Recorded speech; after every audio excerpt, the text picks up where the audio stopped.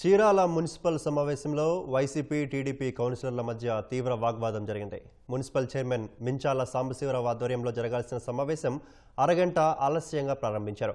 సమావేశం ప్రారంభం కాగానే ఒక్కసారిగా వచ్చిన వైసీపీ కౌన్సిలర్లు నానా హంగామా సృష్టించారు. చీరాల మున్సిపాలిటీ అభివృద్ధికి వైసీపీ కౌన్సిలర్లు అడ్డుపడుతున్నారంటూ టీడీపీ కౌన్సిలర్లు ఆరోపించారు. కౌన్సిల్ సమావేశంలో హడావిడి చేసిన 29వ వార్డు వైసీపీ కౌన్సిలర్ బత్తుల అనిల్ను నెల రోజుల పాటు సస్పెండ్ చేసినట్లు మున్సిపల్ చైర్మన్ మించాల సాంబశివరావు ప్రకటించారు.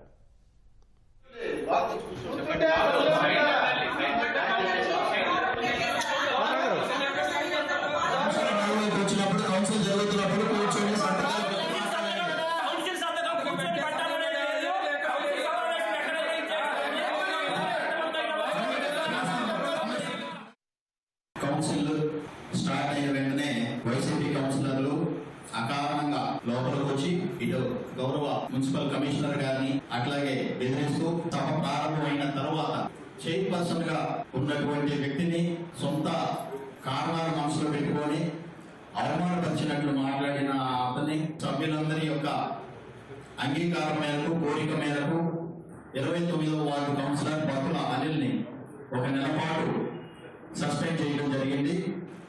అయితే దీన్ని ఉద్దేశించి బయట ఎక్కడ మాట్లాడినా ఎలా మాట్లాడినా సభ్యులను కానీ లేకపోతే చైర్మన్ కానీ అవమానకరంగా మాట్లాడితే అది మరికొంతకాలం కొనసాగే విధంగా చర్యలు ఉంటాయని చెప్పేసి కౌన్సిల్ హాల్లో మీడియా సాక్షిగా ఈ విషయాన్ని తెలియజేస్తున్నాం.